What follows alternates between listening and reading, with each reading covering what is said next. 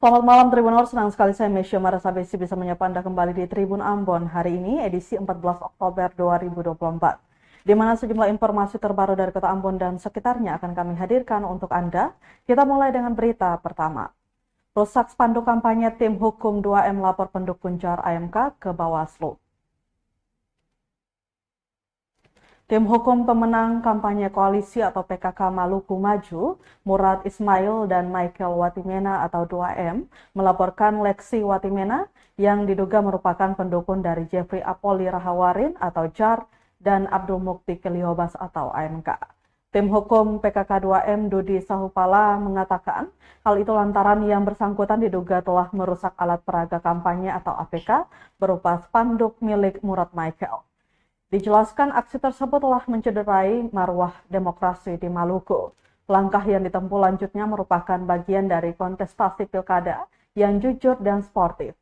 Kemudian mendorong semua pihak untuk ada pada barisan pilkada yang mencerdaskan, bukan saling menjatuhkan. Sementara itu, Ketua Tim Hukum 2M Ridwan Hasan sebelumnya menjelaskan apa yang dilakukan Watimena itu telah melanggar Undang-Undang Nomor 7 Tahun 2023 Pasal 280 tentang pelaksana, peserta, dan tim kampanye dilarang merusak atau menghilangkan APK peserta pemilu. Pasal 280 ayat 4 lanjut dia menegaskan bahwa pelarangan terhadap larangan merusak dan atau menghilangkan alat peraga kampanye peserta pemilu merupakan tindak pidana pemilu. Andi,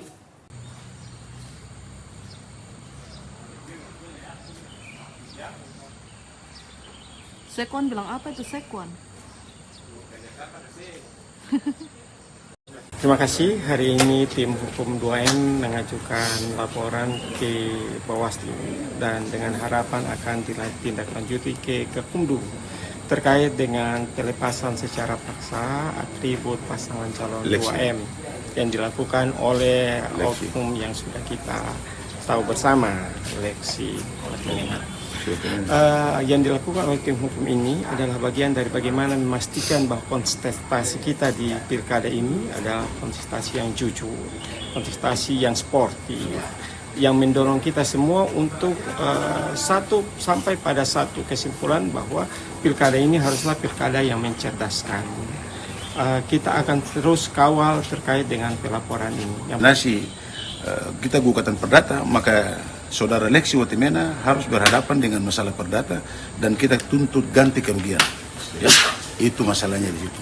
Sehingga persoalan ini akan menjadi pelajaran bagi siapapun kalau spanduk ada pasang itu bukan bahwa itu untuk dirusak, tetapi itu adalah demokrasi untuk kita bersama-sama untuk memilih pemimpin kita. Begitu. 2, 3. Sekali lagi 1, 2, 3. 1. Download Tribun X sekarang, menghadirkan lokal menjadi Indonesia.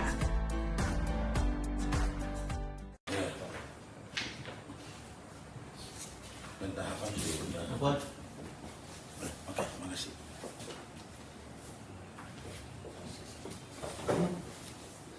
Oke, saya ketik dulu ya Pak. Iya. Itu udah saya ingin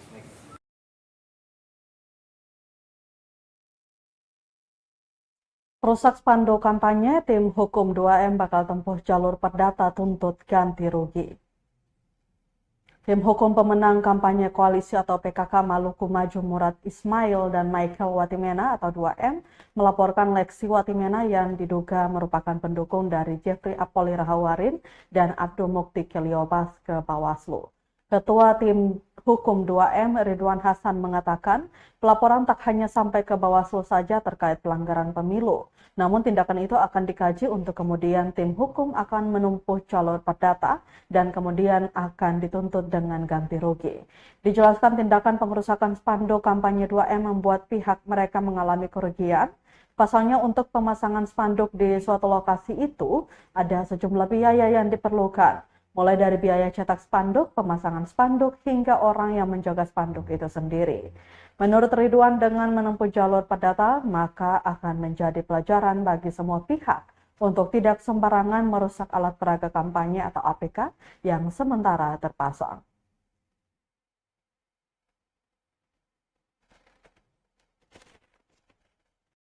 Arif. Pak Arif ya.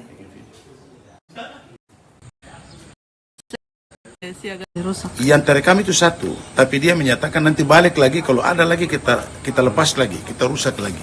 Nah itu. Jadi kalau bicara soal perdata berarti kompensasi soal kerugian tentang berapa banyak rugi, berapa banyak manusia dan kita uangkan dan kemudian kita gugat secara perdata untuk melakukan ganti kerugian. Bisa saja kita tuntut 1 miliar, kita tuntut 2 miliar, ini tergantung. Suka tidak suka kita akan berhadapan di pengadilan supaya menjadi efek jerat bagi siapapun. 2, 3. Sekali lagi 1, 2, 3. Ketik dulu ya Pak. Iya. Itu udah saya pegang mic. Ya.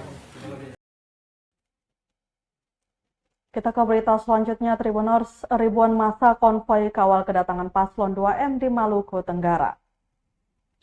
Ribuan massa konvoi keliling Kabupaten Maluku Tenggara atau Malaradi dan Kota Tual saat penjemputan pasangan calon atau paslon gubernur dan wakil gubernur Maluku Murad Ismail dan Michael Watimena. Pantauan tribunamen.com Senin 14 Oktober 2024 pukul 2 siang, konvoi yang didominasi kendaraan roda 2 itu dimulai dari Ohoy atau Desa Wear Lilir, Kecamatan Kei Kecil menuju Kota Langgur hingga menyeberang jembatan Usdek hingga ke Kota Tual. Sepanjang perjalanan konvoi massa teriaki dengan yel-yel lanjutkan oleh warga lokal di sepanjang jalan. Sementara kedua paslon yang dikenal dengan akronim 2M melambaikan tangan dari balik jendela mobil sembari menyapa para pendukungnya. Tampak tidak ada kemacetan berarti sepanjang rute konvoi. Sebelumnya pasangan ini tiba di Bandara Ibra Maluku Tenggara pada Senin 14 Oktober 2024 pukul 10 pagi. Hari ini rencananya rombongan 2M dan tim PKK 2M menuju ke 2 titik situs adat, Siran Sirien di Ohoy LRK Kecil Timur Selatan, dan makam Nendit Sakmas di Ohoy Semawi Kecamatan Ki Kecil Timur. Pada pukul 1 siang, rombongan singgah di Woma Ohoy Wear Lilir, lalu mereka akan konvoi mulai dari Ohoy Wear Lilir dan finish di kediaman Umar di Ohoy Tenan di Desa Piditan untuk makan siang. Kemudian pada pukul 14.15 sampai dengan 15.00 waktu Indonesia Timur, rombongan kembali ke Hotel Kimson. Selanjutnya pada pukul 9 pagi 2M menuju Elat Kei Besar untuk berkampanye di lapangan Ngurmas Yamlim. Elat kemudian pada pukul 3 sore 2M akan berkampanye di Stadion Maren Langgur hingga pukul 6 sore.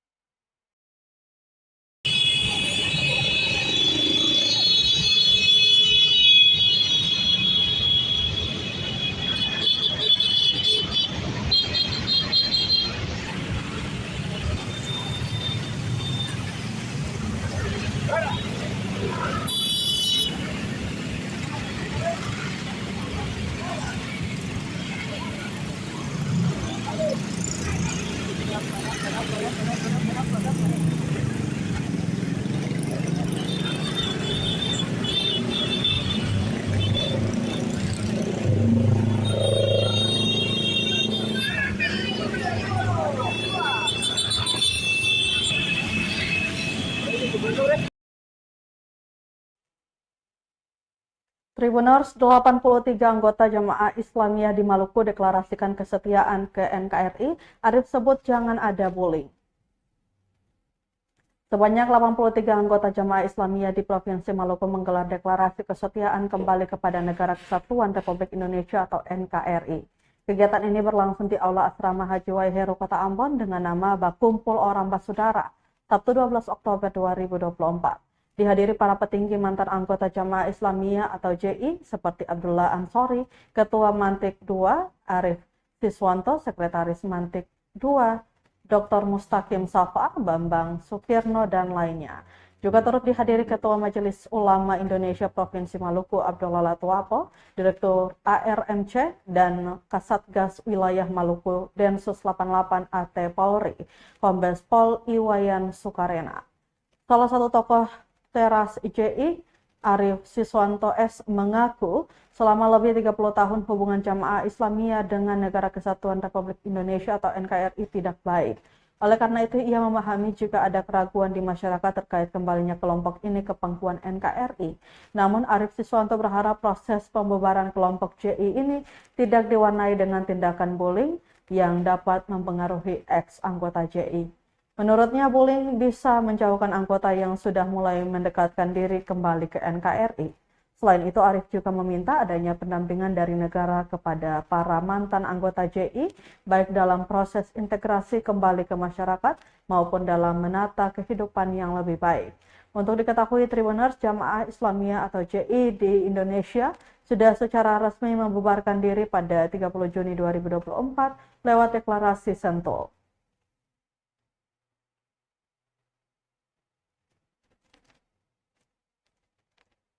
Ada wawancara.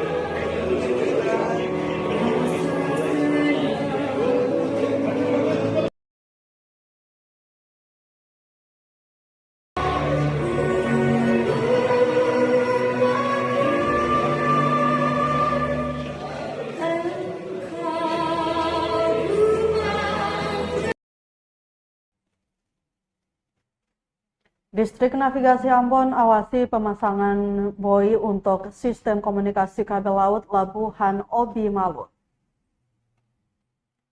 Distrik Navigasi TPA Kelas 1A Ambon melaksanakan pengawasan pemasangan sarana bantu navigasi pelayaran atau SBNP berupa buoy untuk penataan sistem komunikasi kabel laut atau SKKL Labuhan Obi.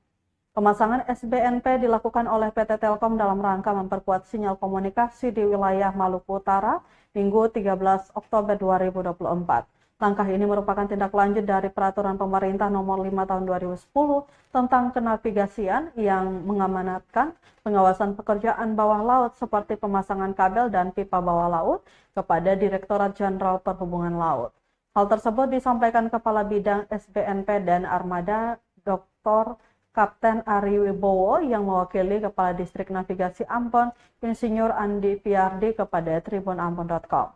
Menurutnya, kegiatan penataan dan pemasangan sistem komunikasi kabel laut Labuhan Obi merupakan kegiatan yang sangat beresiko sebab jalur kabel optik berada di rute pelayaran yang tercatat di peta laut Indonesia.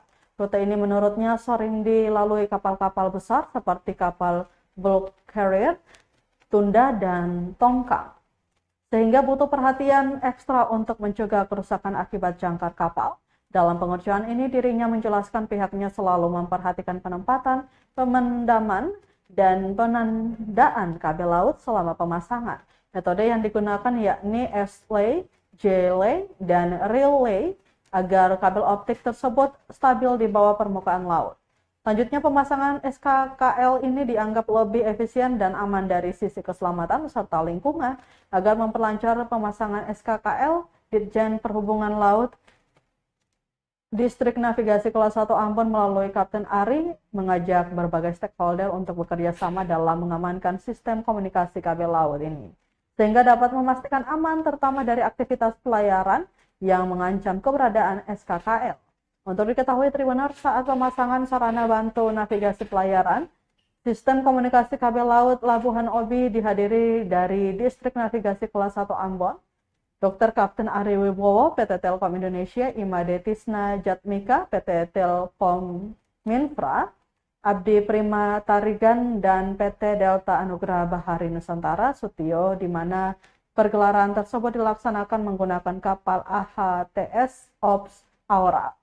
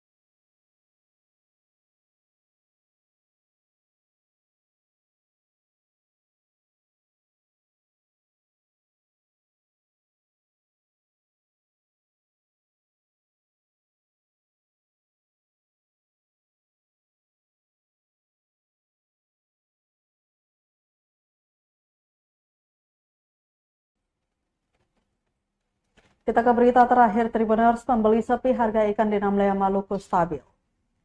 Harga ikan di Pasar Impres Namlea Kabupaten Buru Maluku terpantau stabil pada Senin 14 Oktober 2024 meskipun berbagai jenis ikan dijual dengan harga murah, daya beli masyarakat masih rendah. Pantauan tribunambon.com di lapangan, harga beberapa jenis ikan seperti kawalinya, tuna, momar, dan lema berada di kisaran harga yang terjangkau. Sebagai contoh, ikan cakalang ukuran sedang dijual dengan harga mulai dari Rp50.000 hingga Rp100.000 tergantung ukuran. Sedangkan momar garos bisa didapatkan dengan harga Rp20.000 untuk 6 ekor. Sedangkan momar ukuran kecil dijual 20 ekor per Rp20.000. Ikan kawalinya yang biasa dipasok dari bara dijual dengan harga Rp20.000 per 14 hingga 15 ekor. Sedangkan tuna berukuran sedang dihargai Rp25.000 per ekor. Ikan lema dan momar dari Nametek masing-masing dijual dengan harga Rp50.000 untuk 5 ekor.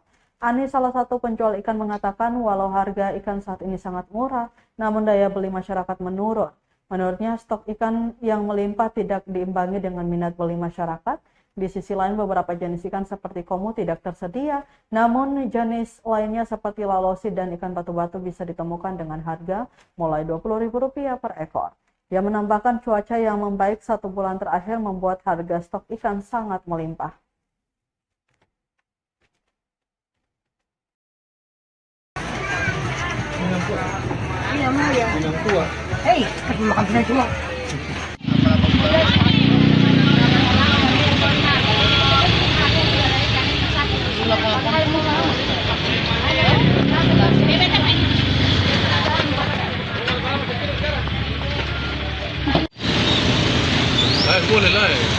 Sabar ya.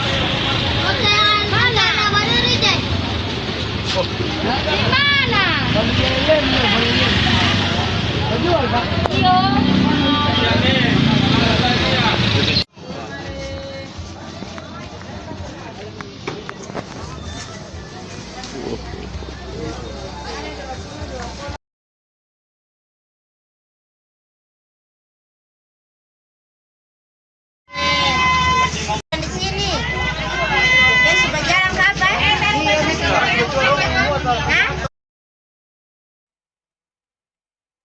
Baik Tribuners, berita tadi sekaligus menutup rangkaian kebersamaan kita di Tribun Ambon hari ini edisi 14 Oktober 2024. Mewakili seluruh kru yang bertugas, saya Misha Marsabesi pamit undur diri. Selamat malam dan sampai jumpa. Amato. Download Tribun X sekarang, menghadirkan lokal menjadi Indonesia.